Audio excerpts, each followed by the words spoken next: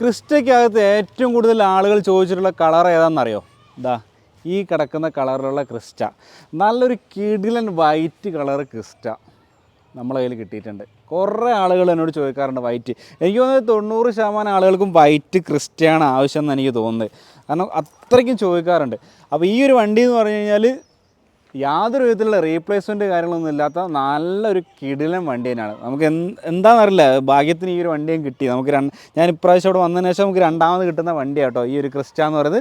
2017 അതുപോലെ തന്നെ വേറെ ഏറ്റവും കൂടുതൽ എനിക്കുള്ള ഒരു ടൈം എന്ന് പറയുന്നത് 2.8 സെഡ് ഓട്ടോമാറ്റിക് ക്രിസ്റ്റ. ഇത് ആ കിടക്കുന്ന വാഹനമാണ്.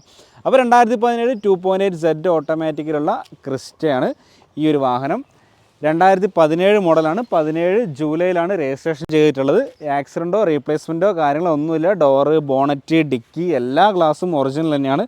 കമ്പനി സർവീസ് റെക്കോർഡുള്ള വണ്ടിയാണ്. 1,17,000 ഓടിയിട്ടുള്ളത്. ടയർ ഭാഗങ്ങളൊക്കെ പുതിയ ടയറാട്ടോ. ഒരു 95% മുകളിൽ എല്ലാ ടയറും അവൈലബിൾ ആണ്. നല്ല ബോഡി ക്വാളിറ്റി ഉണ്ട്. യാതൊരു വിധത്തിലുള്ള സ്ക്രാച്ചോ കാര്യങ്ങളോ ഒന്നുമില്ല. നല്ല രീതിയിൽ മെയിൻറ്റെയിൻ ചെയ്ത് കൊണ്ടു നടക്കുന്ന ഒരു വാഹനമാണ്. ആദ്യം തന്നെ ഞാൻ ബോണറ്റും തുറന്ന് കാണിച്ചു. ബോണറ്റ് കണ്ടു കഴിഞ്ഞാൽ നിങ്ങൾക്ക് മനസ്സിലാവും. കാരണം അത്രയ്ക്കും എന്താ പറയുക, അത്രയ്ക്കും നീറ്റാണ് ഈ എൻജിൻ റൂമും. അതുപോലെ തന്നെ അതിനകത്ത് യാതൊരു വിധത്തിലുള്ള തട്ടലോ ആക്സിഡൻറ്റോ കാര്യങ്ങളോ ഒന്നുമില്ല.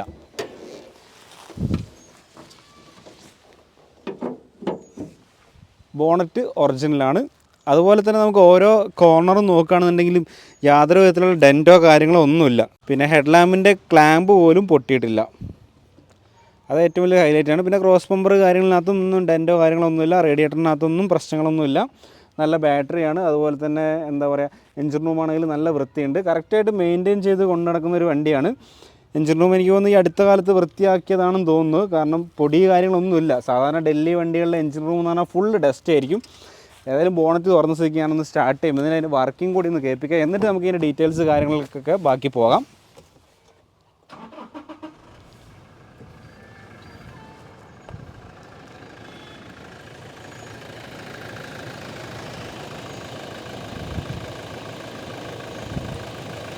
നല്ല വർക്കിംഗ് കേട്ടോ, സ്മൂത്താണ്. വേറെ ഇഷ്യൂസോ കാര്യങ്ങളോ ഒന്നുമില്ല. വൈബ്രേഷന് കാര്യങ്ങളൊന്നുമില്ല കേട്ടോ. വണ്ടി ഞാനൊരു ടെസ്റ്റ് ഡ്രൈവ് കാര്യങ്ങളൊക്കെ ചെയ്തിട്ടുണ്ടായിരുന്നു.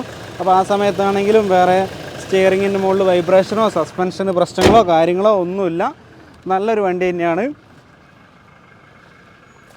1,17,000 കിലോമീറ്ററാണ് ഓടിയിട്ടുള്ളത് കേട്ടോ. ഇതിൻ്റെ ഓൾമോസ്റ്റ് ഔട്ടർ ഭാഗം നമുക്ക് ഒന്ന് ആദ്യം നിന്ന് കണ്ടുവരാം. ഈ ഒരു സൈഡൊക്കെ നോക്കുകയാണെന്നുണ്ടെങ്കിൽ യാതൊരു ഡെൻറ്റോ അല്ലെങ്കിൽ സ്ക്രാച്ചോ കാര്യങ്ങളോ ഒന്നുമില്ല. അത്രയും ക്ലീനാണ്. ആ ഒരു ക്യാരക്ടർ ലൈൻ വരെ ആ ഒരു എന്താ പറയുക സ്ട്രെയിറ്റ് ആയിട്ട് തന്നെയാണ് വന്നിട്ടുള്ളത്. യെസ്, നല്ല വണ്ടി തന്നെ കേട്ടോ. ടച്ചപ്പ് കാര്യങ്ങളൊക്കെ തീർച്ചയായിട്ടും ഉണ്ടാവും. ഇനിയൊന്ന് ബമ്പർ കോർണറൊക്കെ എന്തായാലും ടച്ചപ്പ് ചെയ്തായിരിക്കും. കാരണം ഡൽഹി റോഡിലോടിയ വണ്ടിയാകുമ്പോൾ എന്തായാലും സ്ക്രാച്ച് കാര്യങ്ങളൊക്കെ ഉണ്ടാവും. നിലവിൽ പ്രശ്നങ്ങളോ കാര്യങ്ങളൊന്നുമില്ല. ഈ ടയറൊക്കെ ഉണ്ടല്ലേ 95% മുകളിൽ ടയറുണ്ട്. ഈ ഗ്ലാസ്സൊക്കെ ഒറിജിനലാണ് കേട്ടോ. എല്ലാ ഗ്ലാസും ഒറിജിനലാണ്. BH ഡോറും ഒറിജിനൽ തന്നെയാണ്. ഈ ഡോറും ഒറിജിനലാണ്. ഈ ടയറും ഉണ്ട്. നമുക്കൊരു 95% ടയർ പറയാം. Dicky glass ഒറിജിനലാണ്. ഡിക്കി ഡോറും ഒറിജിനലാണ്. ആക്സിഡൻറ്റോ കാര്യങ്ങളോ ഒന്നുമില്ല. ഡീറ്റെയിൽ ആയിട്ട് ഞാനിപ്പോൾ വീഡിയോയിൽ നിങ്ങൾ അങ്ങനെ ഡീറ്റെയിൽ ആയിട്ട് കാണിക്കുന്നില്ല, ജസ്റ്റ് പറഞ്ഞു പോവാണ് ചെയ്യുന്നത്. പക്ഷേ വീഡിയോ എടുക്കുന്നതിന് മുന്നേയായിട്ട് ഈ ഭാഗങ്ങളൊക്കെ ഞാൻ ചെക്ക് ചെയ്തിട്ടുണ്ടായിരുന്നു. ഇവിടെ ഒന്നും യാതൊരു വിധത്തിലുള്ള ആക്സിഡൻറ്റോ കാര്യങ്ങളോ അതിൻ്റെ ലക്ഷണങ്ങളോ കാര്യങ്ങളൊന്നുമില്ല. പ്രോപ്പറായിട്ട് തന്നെ പഞ്ചിങ് കാര്യങ്ങളും അതുപോലെ തന്നെ എല്ലാ ഭാഗങ്ങളും നീറ്റായിട്ട് തന്നെയാണ് വണ്ടിയുള്ളത്. ഈ ഒരു ഭാഗത്തേക്ക് നോക്കുകയാണെങ്കിൽ ഈ ഒരു ബോഡി കണ്ടില്ലേ, നല്ല ക്വാളിറ്റി ഉണ്ട്. ഇതെല്ലാം ഒറിജിനൽ ഗ്ലാസ്സാണ്. BH ഡോറും ഒറിജിനലാണ്. ഇനി ഇൻറ്റീരിയർ ഭാഗത്ത് നോക്കുകയാണെങ്കിൽ 7 സീറ്ററിലാണ് വന്നിട്ടുള്ളത്. ആ ഒരു സെറ്റിൽ വരുന്ന കമ്പനി സീറ്റ് കവർ കാര്യങ്ങളാണ് വന്നിട്ടുള്ളത്.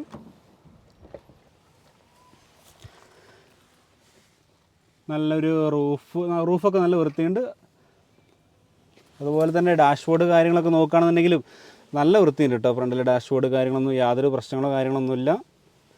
എല്ലാം പ്രോപ്പറായിട്ട് വർക്ക് ചെയ്യുന്നതാണ്. സ്റ്റിയറിങ്ങിൻ്റെ ബട്ടൺസ് ആണെങ്കിലും വലിയ വലിയ തേയ്മാനങ്ങളോ കാര്യങ്ങളോ ഒന്നുമില്ല. സെറ്റ് ഓട്ടോമാറ്റിക് ആണ്. സ്റ്റിയറിംഗ് വീൽ കൺട്രോൾ വരും. ഓട്ടോമാറ്റിക് AC വരും. പിന്നെ അതുപോലെ തന്നെ കമ്പനി സ്റ്റീരിയോ വരും. ഈ ഒരു വുഡൻ ഫിനിഷ് വരും. പിന്നെ നമുക്ക് വരുന്നത് ലെതർ സീറ്റ് വരും. അതുപോലെ തന്നെ ഇവിടെ ഒരു ലൈറ്റ് വരും. ഈ ഒരു ഡിസൈനിൽ വ്യത്യാസമുണ്ട്. ഇതൊക്കെയാണ് സെറ്റ് ഓട്ടോമാറ്റിക്കാണ് വ്യത്യാസം. പിന്നെ മെയിനായിട്ട് പുഷ് ബട്ടൺ സ്റ്റാർട്ട് വരും. പിന്നെ സീറ്റ് ഇലക്ട്രിക്കലി നമുക്ക് അഡ്ജസ്റ്റ് ചെയ്യാൻ പറ്റും. ഇപ്പോൾ ഇതിൻ്റെ സീറ്റ് കാര്യങ്ങൾ ബട്ടൺസ് കാര്യങ്ങളൊക്കെ വർക്കിംഗ് ആണ്. സീറ്റിനകത്ത് എയർ ബാഗും വരും കേട്ടോ. അപ്പോൾ അതാണ് സെറ്റ് ആവുന്ന സമയത്തുള്ളൊരു ഗുണങ്ങൾ. അത്രയും ഫീച്ചേഴ്സ് കാര്യങ്ങളൊക്കെ വരും. പ്രൊജക്ടർ ഹെഡ് ലാമ്പ് വരും, അതുപോലെ തന്നെ കമ്പനി അലോയ്സ് വരും.